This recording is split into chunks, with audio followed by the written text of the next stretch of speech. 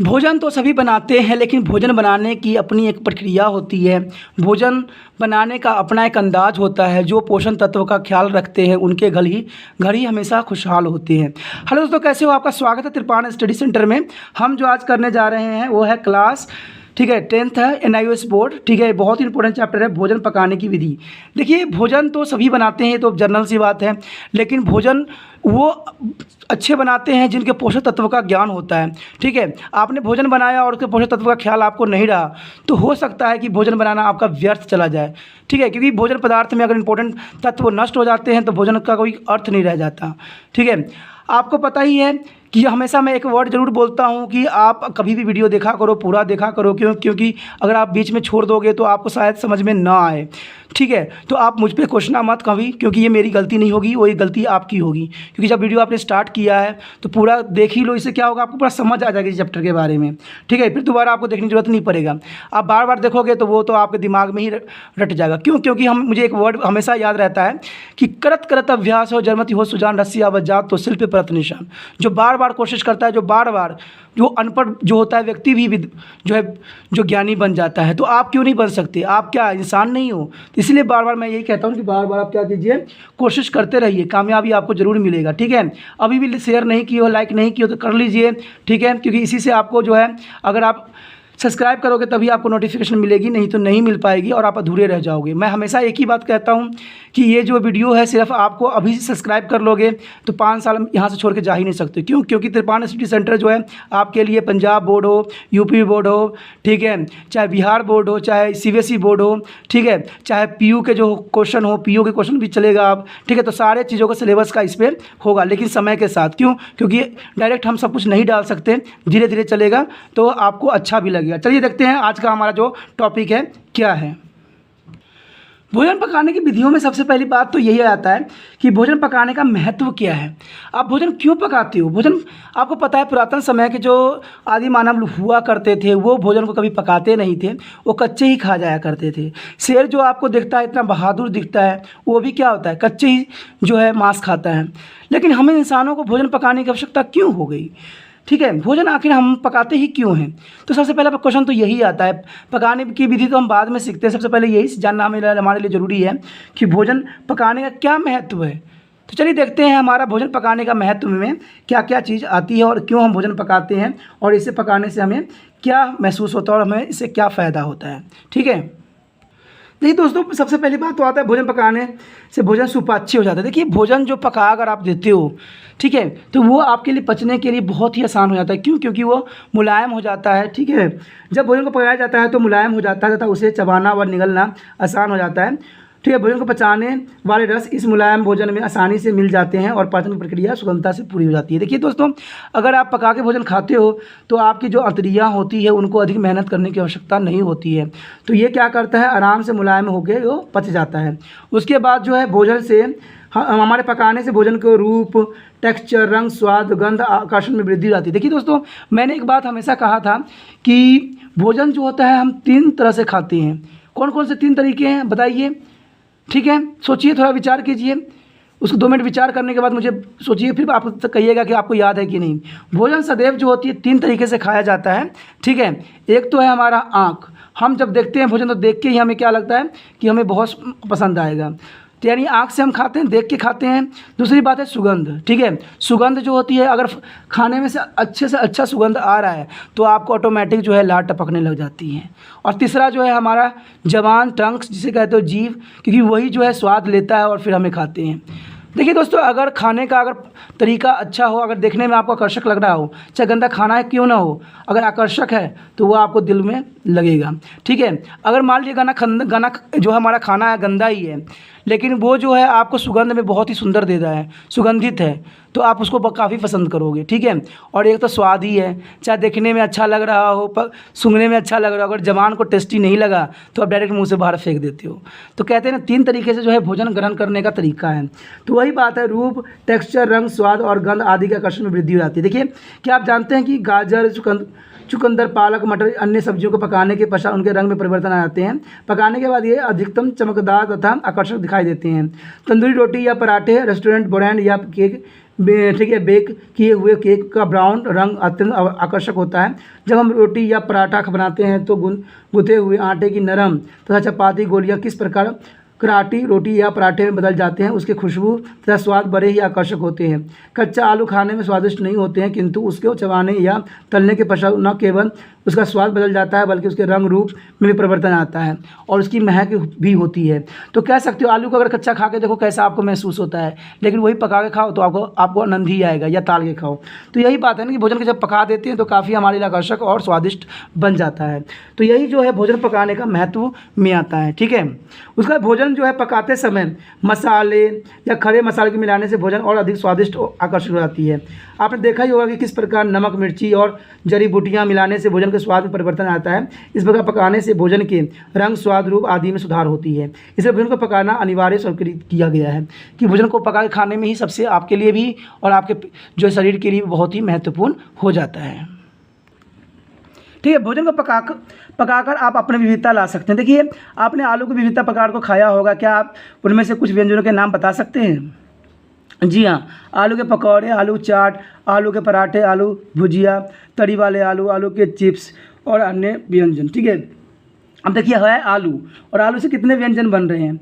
क्या आप ऐसे व्यंजनों के नाम बता सकते हैं जो गेहूँ आटे से बनते हैं? जी हाँ, पराठा, पूरी, रोटी, ब्रेड, मिट्टी आदि, ठीक है, मिट्टी आदि बनाई जाती है। व्यंजनों से ऐसे अनेक उदाहरण बता सकते हैं जिसके प्रकार प्रमुख पदार्थों का उपयोग करके बनाए जाते हैं।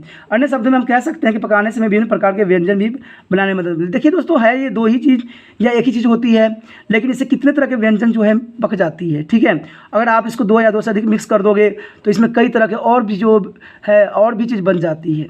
तो यही कहते हैं ना कि इन चीज़ों के है आटा ही, लेकिन उसको न जाने कितने चीज़ बनाई जा रही है आलू ही, लेकिन न जाने इससे कितने व्यंजन जो है तैयार किया जाता है। तो ये क्या होती है? विविधता लाती है, यानी जो भोजन होता है उसमें क्या लाता है दोस्तों? विविधता, यानी डिफरेंसेस लाया जाता है इसमें। देखिए दोस्तों, जो अगली बात होती है, पकाने से भोजन लंबे समय तक खाने योग्य रहता है। देखिए, पकाने से जो होता है काफ़ी दिनों तक आप स्टोर भी कर सकते हो, ठीक है। क्योंकि क्या आप जानते हैं कि हम दूध क्यों उबालते हैं? यदि हम दूध को उबालेंगे नहीं तो वह जल्दी ही फट जाएगा। उबालने से इसके, ठीक है, इसको नष्ट करने वाले जीवाणु मर जाते हैं और इसे अधिक समय तक रखा जा सकता है। आपने देखा होगा कि गुथा हुआ आटा कुछ समय बाद खराब हो जाता है, किंतु उसे बनी रोटी या ब्रेड के लंबे समय तक हम खाने योग्य रखा जा सकता है। हमें पूर्ण विश्वास है कि आप ऐसे अनेक उदाहरण प्रस्तुत कर सकते हैं जहां पकाने के पश्चात उस खाद्य पदार्थ को अवधि तक बढ़ाया जा सकता है। देखिए दोस्तों, पकाने से क्या होता है, उसकी जो नमी होती है वो मर जाता है और खाना को जो है कई दिनों तक संरक्षित करके रख सकते हैं, ठीक है। तो ये जो है पकाना हमारे लिए बहुत ही महत्वपूर्ण हो जाता है। आगे है, पकाने से भोजन सुरक्षित रहता है। देखिए, कच्चे भोजन में सूक्ष्म जीवाणु होते हैं, किंतु सूक्ष्म जीवाणु हानिकारक नहीं होते हैं, जबकि कुछ हानिकारक होते हैं। सूक्ष्म जीव जो दूध के दही में परिवर्तन करता है वे हानिकारक नहीं होते हैं, ठीक है। आपको पता है कि दूध जो दही में कन्वर्ट का होता है तो वो जो होता है वो हमारे लिए जो बैक्टीरिया होता है खतरनाक नहीं होता है, वो हमारे लिए फ़ायदेमंद होता है, ठीक है। और ये हमारे लिए ज़रूरी भी होता है। लेकिन बहुत से जो होते हैं जैसे जिनके कारण तपेदिक हो सकती है, हानिकारक होते हैं जो बैक्टीरिया होते हैं जिससे तपेदिक जैसे बहुत सी बीमारियां हो सकती हैं, ये जीवाणु दूध को उबालने या पस्तीकरण यानी पास्चुराइजेशन करने से मर जाते हैं। इसलिए प्राकृतिक दूध को भी हम बिना उबाले वैसे ही पिया जा सकता है। जो पास्चुराइज दूध आता है आजकल पता है कि सारे पैकेट में आते हैं, तो इससे भी हम क्या कर सकते हैं, दूध को संरक्षित कर सकते हैं, जो हमारे लिए काफ़ी महत्वपूर्ण हो जाता है। उसके बाद है पास्चुरीकरण। देखिए, यहाँ पर पास्चुराइजेशन के बारे में बताया भी गया है, ठीक है। पास्चुरीकरण का मतलब यही होता है दोस्तों, पास्चुराइजेशन का मतलब कि इस प्रक्रिया में दूध को उच्च तापमान गर्म किया जाता है और तब पश्चात तीव्रता से ठंडा कर दिया जाता है। दूध में उपस्थित सूक्ष्म जीवाणु तापमान में अचानक होने वाले परिवर्तन के सतह नहीं पाते हैं और नष्ट हो जाते हैं। देखिए दोस्तों, कोई भी चीज़ को संरक्षण करने का तरीका यही एक ही है, या तो उसको सुखा दीजिए या उसको तेल में डुबा दीजिए, ठीक है। उसको नमी को अगर आप नष्ट कर दीजिएगा ना तो उसका सूक्ष्म जीव जो होता है ऑटोमेटिक जो है नष्ट हो जाएगा और कई दिनों तक आप उसको संरक्षित करके रख सकते हो, जो आपके लिए उपयोगी सिद्ध हो सकता है, ठीक है। इसमें जो होता है पशुओं जैसे मांस, मछलियाँ, अंडे, मुर्गी में हानिकारक सूक्ष्म जीवाणुओं की संभावना अधिक होती है और इसलिए इन्हें खाने से पूर्व अच्छी तरह से पका लेना चाहिए। बहरहाल, क्या आप जानते हैं कि गर्मियों के मौसम में भोजन के 2 घंटे के लिए कमरे के तापमान पर रखने से वह भोजन खाने योग्य नहीं रह जाता है। तो इसका मतलब है कि उसमें जो है कि टेम्परेचर भी बहुत काम करता है, ठीक है, कोई भी भोज्य पदार्थ को ख़राब होने में। तो इसीलिए जो है हम इनको उबाल देना ही सही समझते हैं। उबालने से जो इसके अंदर मॉइस्चर होता है वो नष्ट हो जाता है, ठीक है। आगे जो है बच्चों ये है कि भोजन पकाने की विधियों का वर्गीकरण। अब देखिए भोजन पकाने के बहुत से तरीके हैं, तो उसी के विषय में हम यहाँ पर बात करेंगे। ठीक है, भोजन पकाने की विधियों का वर्गीकरण। कुछ खाद्य पदार्थ में प्रचुर मात्रा में नमी यानी पानी होती है, आपको भी पता है। जी हाँ, पदार्थ सब्जियाँ जैसे पालक तथा मेथी में वह व्यापक नमी होती है। इन्हें उन विधियों से पकाया जाता है जिनमें इन नमी का भी उपयोग हो सके। किंतु कुछ भोज्य पदार्थ जैसे गेहूँ, चावल तथा दालों में नमी की मात्रा बहुत ही कम होती है। इन्हें पकाने के लिए अतिरिक्त पानी मिलाया जाता है। तो पता ही है क्योंकि ये सब सूखे होते हैं तभी ये पिसते हैं। पकाने की ऐसी विधियाँ होती है जिनमें अतिरिक्त पानी की आवश्यकता नहीं होती है, तथापि ये भोजन पकाने में सहायक होती हैं। और पकाने के पश्चात भोजन करारा होता है। भोजन पकाने के अनेक विधियां हैं, आप इनमें से अनेक विधियों का प्रयोग कर रहे होंगे। क्या आप इनमें से कुछ का नाम बता सकते हैं? तो चलिए इन्हीं के जो है हम बारे में देखते हैं कि भोजन की पकाने की विधियां कौन कौन सी है। देखिए दोस्तों, भोजन के पकाने की जो नमी पकाना है, लेकिन नम विधि द्वारा पकाना यानी उबालना, धीमी आंच पर पकाना, भाप से पकाना, प्रेशर कुकर में पकाना, शुष्क विधि द्वारा पकाना जैसे बेकिंग हो गया, भुनना हो गया, ग्रिल में पकाना, तो ये हो गया। ये तेल घी तथा पर पकाना जैसे पूरी तरह से तालना होता है, हल्के तेल में तालना। तो इसी विषय पे हम अभी चर्चा करने जा रहे हैं, पकाने की विधियों का वर्णन। सबसे पहले है पकाने की विधि की कैसे होती है। हम जानते हैं कि आप भोजन पकाने के लिए प्रायः जिन विधियों का प्रयोग करते हैं उनका वर्णन कर सकते हैं। ठीक है, इनमें से भोजन पकाने की सबसे सामान्य विधि हो सकता है जैसे उबालना, तालना तथा प्रेशर कुकर में पकाना। अब हम प्रत्येक विधियों की प्रक्रिया तथा उनके दौरान अपनाई जाने वाली जो होती है विविधताओं, उसके बारे में हम विभिन्न समूहों के उनकी प्रयोगता के गुणों के दोष पर चर्चा करेंगे कि भाई इसको कैसे पकाया जाता है और पकाने की क्या विधि होती है। ठीक है, आगे जो दोस्तों हमारा क्या है, नम ताप विधि द्वारा पकाना। इस विधि में भोजन को उबालते पानी में डाला जाता है तथा उबलते हुए पानी से निकलने वाली भाप में पकाया जाता है। नम ताप विधि से भोजन को पकाने के कुछ सामान्य तरीकों का उल्लेख यहाँ पर किया गया है, जिसके बारे में हम पढ़ेंगे। सबसे पहले तो है देखिए बॉइलिंग यानी उबालना। उबालना क्या होता है? उबालना वो विधि जिसमें भोजन को पर्याप्त पानी में पकाया जाता है। उदाहरण के लिए उबले हुए आलू, अंडे, चावल तथा सब्जियां। सामान्य हरी पत्तेदार सब्जी जैसे पत्ता गोभी, मेथी तथा पालक को भी अतिरिक्त पानी मिलाए बिना ही उसको पकाया जाता है।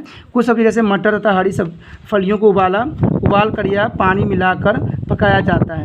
ठीक है, अनाज जैसे चावल तथा दालों को भी अधिक पानी में मिलाकर बनाया जाता है। तो ये इस तरह से जो होता है हम उबालने की विधि का उपयोग करते हैं।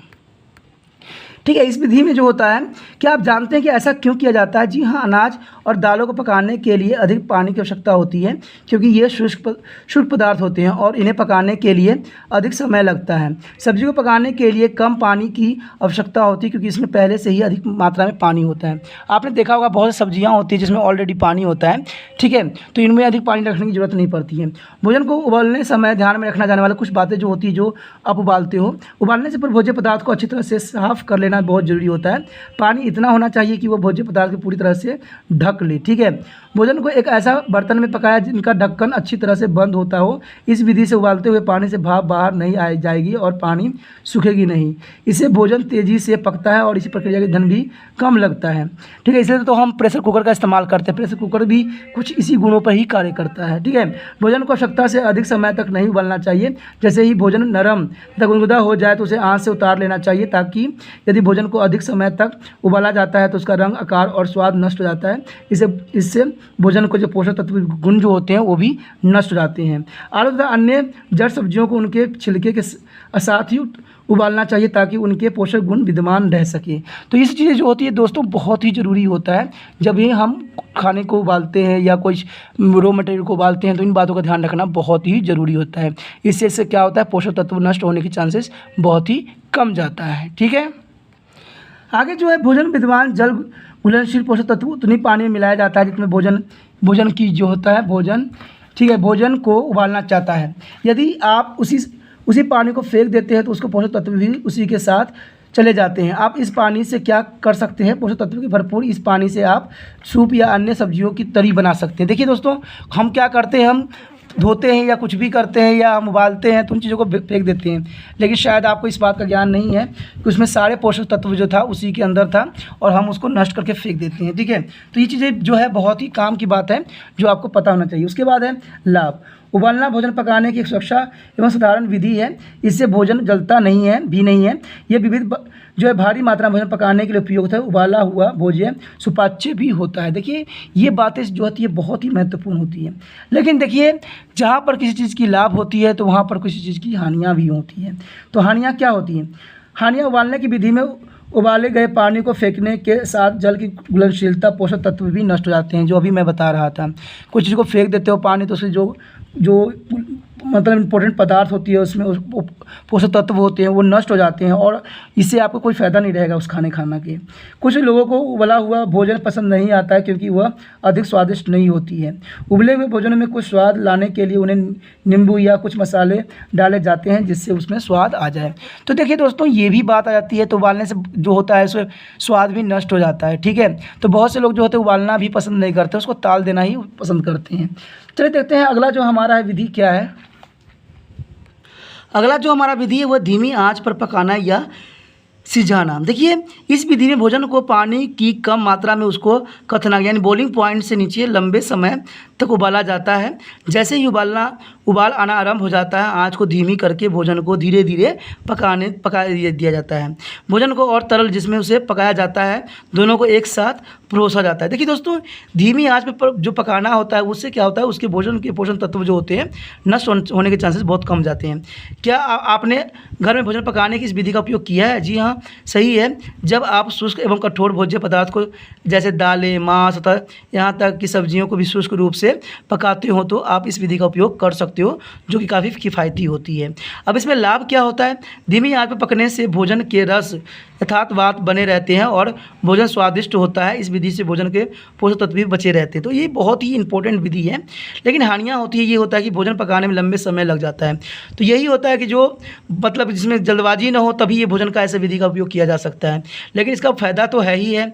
तो इसको पकाना तो गृहिणी पर डिपेंड करता है कि भाई उनको कितना टाइम है उनके पास बनाने का और कितना टाइम नहीं है। ठीक है, उसके बाद तो दोस्तों आता है इसमें भाप द्वारा पकाना, स्टीमिंग के लिए सबसे अच्छा जो स्रोत है वह है प्रेशर कुकर। ठीक है, इसमें जब भोजन को गर्म पानी को भाप को पकाया जाता है तो उसे भाप द्वारा पकाना कहते हैं, स्टीमिंग कहते हैं। आप किस प्रकार के भाप से भोजन पकाते हो? जी हाँ, आप बर्तन में भोजन को इस प्रकार रखते हैं कि वह उबलते हुए पानी से निकलने वाले भाप के संपर्क में आए। ठीक है, और इस चित्र में एक बड़ा बर्तन तथा उसका ढक्कन दिखाया गया है, देखिए इसमें। ठीक है, तो इसमें क्या होता है भोजन पकाने की विधि है जो कि एक स्टीमर है। इसमें दो पात्र तथा एक कस कर बंद होने वाला ढक्कन होता है।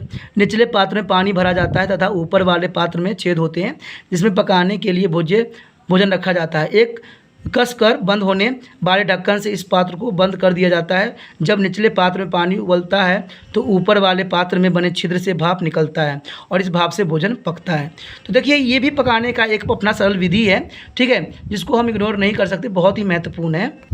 ठीक है, यदि आपके पास स्टीमर नहीं है तो आप इससे बना सकते हैं। जी हाँ, निश्चित रूप से बना सकते हैं। एक बर्तन पानी गर्म करें और जिसके ढक्कन कसकर बंद होती हो। पैन को एक साथ कपड़े से ढक लें।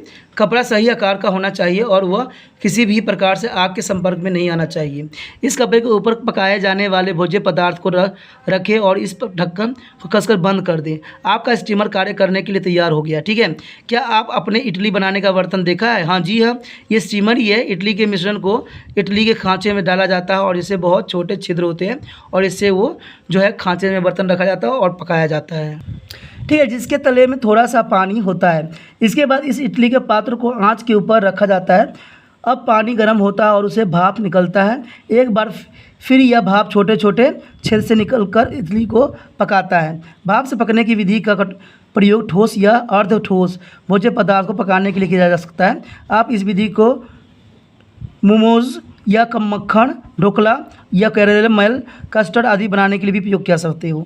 इसका लाभ जो यही होता है दोस्तों, लाभ ठीक है, भाप से पकाने की विधि में पकाने की अवधि कम हो जाती है और भोजन के पोषक तत्वों की संरक्षण रखने में मदद मिलती है। भाप से पका भोजन हल्का, पोषक और सुपाच्य होता है। इस प्रकार जो है भोजन बीमार लोग या पाचन प्रक्रिया में विकार वाले लोगों को, बुजुर्गों के लिए अच्छा होता है। बड़े बच्चे भी भाप से बना भोजन को दिया जा सकता है, यानी बड़े बच्चों को भी आप इसको आसानी से दे सकते हो क्योंकि ये बहुत ही इंपॉर्टेंट और सुपाच्य हो जाता है। उसके बाद करें प्रेशर कुकर में पकाना, यानी प्रेशर कुकर भी कुछ इसी तरह से ही होता है, इसका भी विधि यही होता है। प्रेशर कुकर भोजन पकाने की एक प्रक्रिया है जिसमें भोजन को भाप से अत्यधिक दबाव की सहायता से एक विशेष मिश्रण में पकाया जाता है। इस विधि में बर्तन को प्रेशर कुकर कहते हैं, इस विधि को हम प्रेशर कुकर कहते हैं। प्रेशर कुकर स्टील या एल्युमिनियम या अन्य धातु के मिश्रण से बना होता है और यह अत्यधिक दबाव या सहन कर सकता है।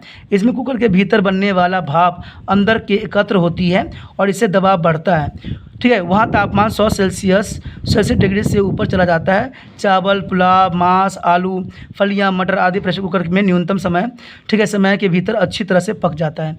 तो ये भी पकाने का सबसे अच्छा और सरल विधि है, ठीक है। देखिए ऊपर जो है कुछ सावधानी है कि हमें जो है किस तरह से हमें भोजन को पकाने के लिए हमें प्रयोग करना चाहिए, ठीक है। ये याद रखना चाहिए कि अत्यंत आवश्यक है कि प्रेशर कुकर में जब अधिकतम दबाव खत्म हो जाता है तो कुकर के ढक्कन पर लगे भार यानी सीटी को माध्यम से अतिरिक्त भाप बाहर निकाला जाता है। उस समय व्यक्ति को प्रेशर कुकर की आंच को कम कर देना चाहिए, इससे दबाव बना रहता है और ईंधन की बर्बादी भी नहीं होती है। यह भी ध्यान रखना चाहिए कि ढक्कन पर लगे भार या नियमित रूप से साफ़ किया जाना चाहिए क्योंकि उसमें बहुत छोटे छोटे छिद्र होते हैं जो भोजन के टुकड़े को कारण बंद हो जाते हैं। तो इसके बंद होने के कारण प्रेशर कुकर से अतिरिक्त भाप बाहर नहीं निकल पाता है और दबाव बढ़ने से, ठीक है, दबाव बढ़ने से कुकर के फटने या पकाने वाले को भी गंभीर चोट का खतरा बना रहता है। आपको प्रेशर कुकर के रबर या गास्केट की जांच भी करनी चाहिए क्योंकि यह भाप को बाहर निकलने से रोकने के सील काम करता है। तो ये छोटी छोटी सावधानियां भी होती है। देखिए दोस्तों, कुछ हर चीज़ की नुकसान है तो कुछ सावधानियां भी ज़रूरी है जिसकी वजह से आज दुर्घटना भी होती है, तो इनके बारे में जानना भी ज़रूरी था, ठीक है। अब जो है लाभ, प्रेशर कुकर सभी जीवाणुओं को नष्ट कर देता है और इस प्रकार इसमें पका भोजन सुरक्षित तथा स्वास्थ्यवर्धक होती है। इसमें भोजन जल्दी पकता है और अर्थात इसमें उबालने की प्रक्रिया के लगभग 1/3 कम समय लगता है क्योंकि इसमें प्रेशर काफ़ी होती है, इसलिए 1/3 के समय लगता है। इसमें इसे ईंधन की भी बचत होती है। प्रेशर कुकर में विभाजक का प्रयोग करके एक ही समय में अनेक भोज्य पदार्थ को पकाया जा सकता है। यहाँ पकाते समय भोजन को पानी में डुबाकर रखने की आवश्यकता नहीं होती है और इसे जल में घुलनशील विटामिन और खनिज को हानि भी नहीं होती है। तो चलिए, ये तो बहुत फ़ायदा था, लाभ है, लेकिन इसके कुछ नुकसान है। तो वो क्या है, यदि भोजन को लंबे समय तक पकाया जाता है तो वो अपना रंग रूप खो देता है और वह जल भी सकता है। तो ये थोड़ा है लेकिन है बहुत ही इंपॉर्टेंट चीज़ है, ठीक है। उसके बाद दोस्तों आता है कि शुष्क ताप विधि द्वारा भोजन पकाना। देखिए शुष्क ताप विधि द्वारा भोजन पकाना, इसमें बहुत सी क्रियाएं हैं। हम सभी, ठीक है, अभी को खखाड़ा या ब्रेड बन या केक आदि रस खाने से अच्छे लगते हैं। क्या आपको पता है कि इन्हें किस प्रकार बनाया जाता है? जी हाँ, इस सभी को शुष्क ताप विधि से बनाया जाता है जो कि सामान्य गर्म वायु होती है। इस विधि में 220 से 300 डिग्री सेल्सियस तापमान का प्रयोग किया जाता है। शुष्क ताप विधि के पकाए गए भोज्य पदार्थ स्वाद में करारे, रंग में ब्राउन तथा हल्के खुशबू वाले होते हैं। तो शुष्क ताप द्वारा भोजन पकाने की 3 विधियाँ होती है। एक कहता है बेक करना या बेकिंग्स, भुनना, रोस्टिंग, आँच पर पकाना या ग्रिलिंग, ठीक है। तो इन विधियों के बारे में थोड़ा सा हम चर्चा करते हैं कि भाई इसमें होता क्या है और समझने की कोशिश करते हैं कि इससे क्या होता है, भोजन पदार्थों पर क्या प्रभाव पड़ता है, ठीक है। तो सबसे पहला विधि जो है बेक करना का मतलब क्या होता है दोस्तों जैसे ओवन आप देख रहे होंगे, ओवन के बारे में आप लोगों को नॉलेज है ही है, ठीक है। बेकर करना, इस विधि में भोजन को एक गर्म बंद बक्से के भीतर रखा जाता है, यानी बक्स के ऊपर रखा जाता है, ठीक है। और इसे बक्से के ओवन कहते हैं, जिसे हम ओवन के नाम से भी जाना जाता है। ओवन के भीतर की हवा उसके नीचे लगी आग या बिजली से उत्पन्न ताप से गर्म होती है और इस गर्म हवा से भोजन पकाया जाता है। क्या आपने अपने इलाके में किसी बेकरी को देखा है? आपने बड़े ओवन भी देखे होंगे जिनमें कोयले या लकड़ी की सहायता से आग जलाई जाती है और ताप उत्पन्न किया जाता है। इसका प्रयोग तंदूरी रोटी, नॉन, पाव, बन और बिस्किट, ब्रेड या पेस्ट्री बनाने के लिए किया जाता है। इन बड़े ओवनों की भट्टी भी कहा जाता है। इन बड़े ओवन जो होते हैं उनको भट्टी के नाम से भी जाना जाता है। आप घर में ही आसानी से ओवन बना सकते हो। एक कढ़ाई या मोटी चादर वाला बर्तन ले जो ताप को अच्छी तरह से बनाए रख सके। इसमें रेत की एक परत बना ले और उसके ढक्कन को बंद कर दे। इसे कोयले, मिट्टी या तेल या गैस स्टोव के ऊपर गर्म करें। इसे गर्म हो जाने पर भोजन को इनकी भीतर रखें और ढक्कन को पुण्य बंद कर दे। कहाड़ी या उस पात्र को धीमी आग पर रखें। भोजन को तब तक बेक करें जब तक वह हल्के भूरे रंग का न हो जाए। तो बर्तन को ढक्कन को बार बार न खोलें, क्योंकि इससे भीतर की गर्म हवा निकल जाएगी और भोजन शुष्क या कठोर हो जाएगा। देखिए दोस्तों, इसमें सिंपल सी बात है कि अगर आप चाहो तो अपने घर में भी ऐसे जो है ओवन बना सकते हो जिसमें भोजन को बनाया जा सकता है। इसके लिए कोई बड़ी प्रोसेसिंग नहीं है। इसके लिए आपको थोड़ा रेत की आवश्यकता होता है, एक बड़ा कढ़ाई की ज़रूरत होता है।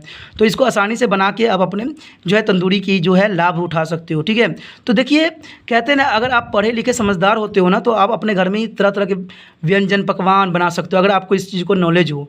ठीक है, तो लेकिन इसमें लाभ क्या है, इस विधि को पकाया गया भोजन आपकी प्लेट में विविध प्रकार के व्यंजन प्रस्तुत करता है। तो इसमें बनाना बहुत ही आसान है और इस तरह से भोजन जो है काफ़ी अच्छा भी रहता है। याद रखें कि बेक किए हुए कुछ उत्पादों में कैलोरीज की मात्रा अत्यधिक होती है, जैसे केक या पेस्ट्री आदि। तो इसमें आपको पता है कि केक में जो होता है आपको चॉकलेट दी जाती है, जो कि काफ़ी जो होता है उसमें कैलोरी बन जाती है। ठीक है, तो उसमें कैलोरी रहेगी ही, क्योंकि उसमें चॉकलेट का इस्तेमाल किया गया है। आगे दोस्तों क्या है, भुनना। ठीक है, भुनना जो जैसे नाम से ही पता है, सूक्ष्म ताप द्वारा भोजन पकाने की अन्य विधि भुनना है। भोजन को भूनते समय उससे सीधे गर्म तावे या डिगल या रेत या आग पर रखा जाता है और पकाया जाता है। सभी जैसे बैगन, आलू, शकरकंद को भुना जा सकता है और इसी प्रकार मक्का और चने को भी भुना जा सकता है। दालें जैसे मूंगफली, काजू तथा खाद्य पदार्थ जैसे पापड़, खगड़ा तथा मांस के भी इस विधि को पकाया जा सकता है। तो ये भुनना जो होता है अच्छा विधि होता है और उसका स्वाद भी रहती है।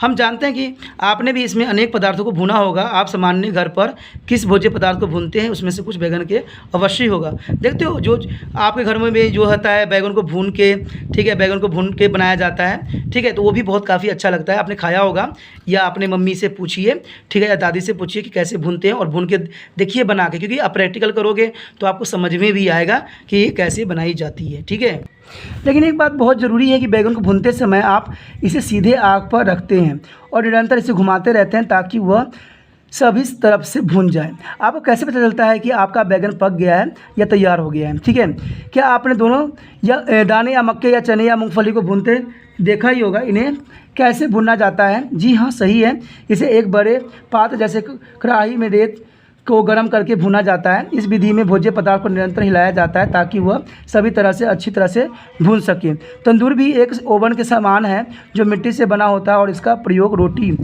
ठीक है, नान, पनीर या मुर्गी के भुनने के लिए प्रयोग किया जाता है। पता कीजिए कि भुनने की किस प्रकार से तैयार किया जाता है। देखिए दोस्तों, इसके जो लाभ होते हैं, लाभ इसमें यही है कि इस विधि से पकाया गया भोजन अधिक स्वादिष्ट होता है और भोजन विविधता भी लाती है। लेकिन इससे कुछ हानियाँ भी हैं। हानियाँ सिर्फ इतनी सी है कि यह भोजन पकाने की एक धीमी विधि है।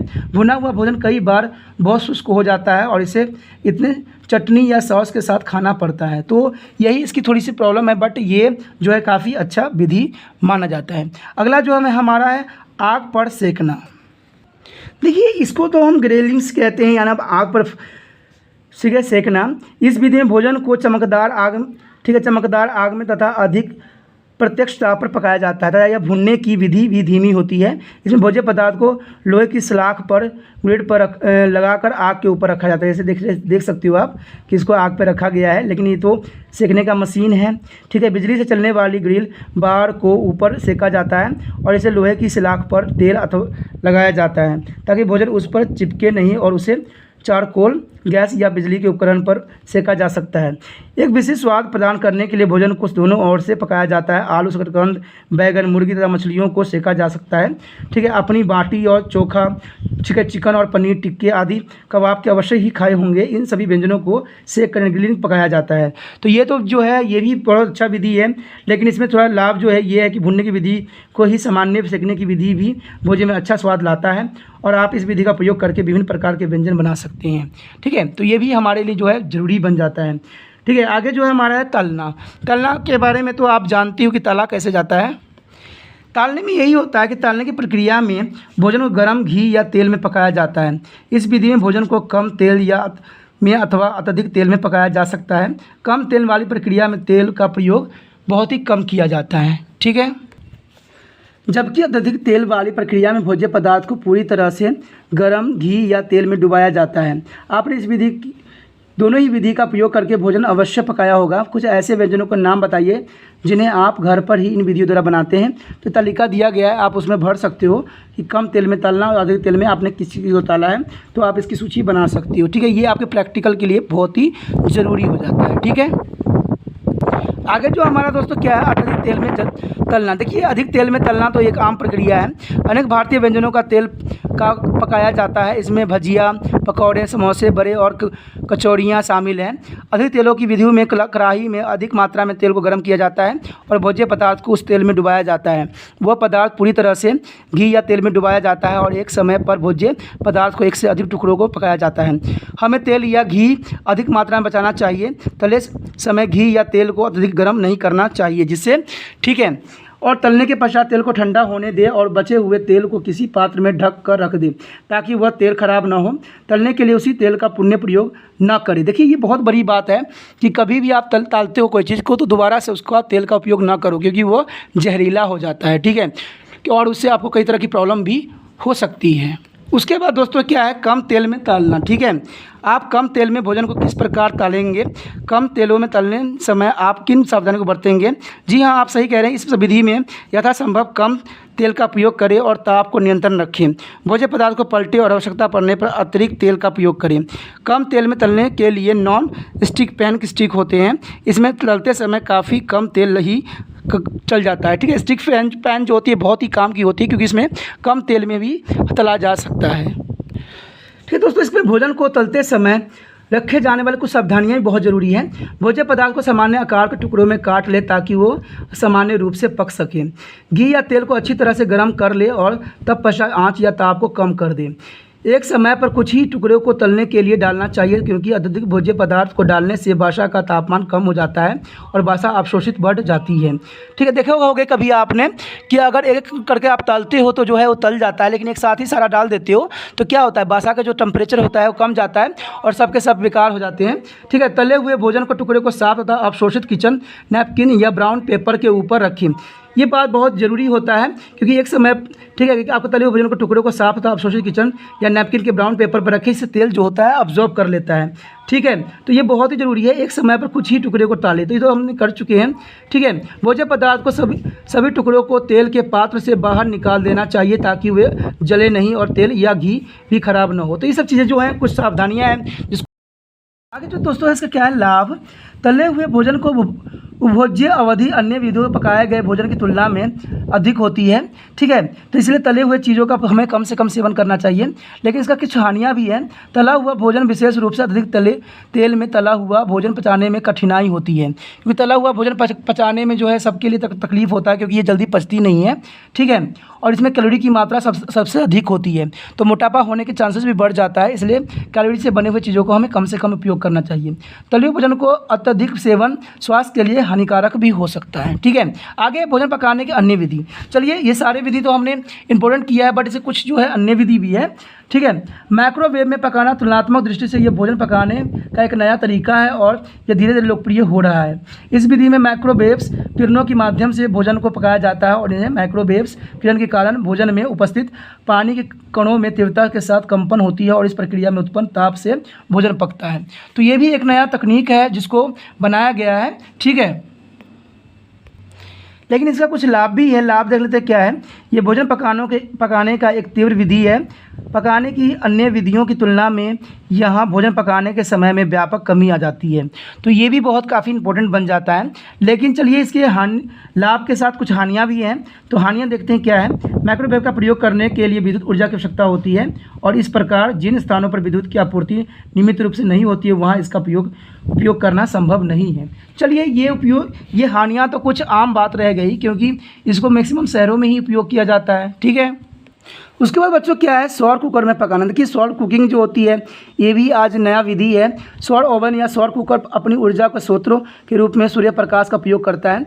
बॉक्स कारक और सौर कुकर एक परिवार के लिए उपयोगी होता है, जबकि पैनल प्रकार का सौर कुकर समुदाय या बड़े स्तर पर भोजन पकाने के लिए उपयोग किया जाता है। तो ये भी जो है हमारे पास वैकल्पिक साधन हो चुकी है और इसका उपयोग भी किया जा सकता है। लेकिन चलते हैं, देखते हैं इसका लाभ क्या है। सौर कुकर से धुआं उत्पन्न नहीं होती है और इसका रखरखाव बहुत सरल है तथा इसकी और इंडक्शन लागत ना के बराबर होती है। तो ये काफ़ी फ़ायदेमंद होती है। यह भोजन पकाने की एक पर्यावरण सहिष्णुता विधि है, यानी पर्यावरण हितैषी है, इसलिए इसका इस्तेमाल करना बहुत ही आसान हो जाता है। भारत के अन्य भागों में सौर कुकर का सफलतापूर्वक प्रयोग किया जा सकता है, यानी कहीं भी इसका प्रयोग किया जा सकता है। जहाँ धूप होती है वहाँ पर इसका प्रयोग करना बहुत ही सरल हो जाता है। लेकिन इसके साथ जो हमारा है कुछ हानियाँ भी है। सौर कुकर का प्रयोग बाहर खुले में किया जाता है और वहाँ वही कार्य करता है जहाँ व्यापक रूप से सूर्य का प्रकाश होता हो। मैं पहले कह चुका हूँ कि सूर्य का प्रकाश में जो है इसका होता है, तो ये बाहर ही इसका उपयोग किया जाता है। ठीक है दोस्तों, इसी के साथ जो है हमारा इस पार्ट का जो है टॉपिक ख़त्म हो रहा है। ठीक है, हम जो है इसका बी पार्ट भी करेंगे। बी पार्ट जो होगा सबसे इम्पोर्टेंट होगा और इसके साथ एक पूरा पार्ट भी आपको मिलेगा। ठीक है, आपने जो त्रिपाण स्टडी सेंटर के साथ व्यतीत किया समय, इसके लिए धन्यवाद। आप त्रिपाण स्टडी के साथ इसी तरह से बने रहिए। शेयर और सब्सक्राइब जरूर कीजिए। सब्सक्राइब करने का फ़ायदा यही होगा कि त्रिपाण स्टडी सेंटर जो है कवर करेगा PU, ठीक है, पंजाब यूनिवर्सिटी के सारे बुक कवर करेगा। ठीक है, फिर से आपका NIOS से CBSE, ठीक है, और पंजाब बोर्ड भी रहेगा साथ में, प्लस रहेगा आपका PU, आपका UP बोर्ड भी रहेगा और बिहार बोर्ड भी। तो इसलिए जो है त्रिपाण स्टडी सेंटर हमेशा आपके लिए सहयोगी रहेगा और इसको सब्सक्राइब करना, आप हम हमेशा फ़ायदे में रहोगे। ओके दोस्तों, अपना ध्यान रखना। Okay, bye.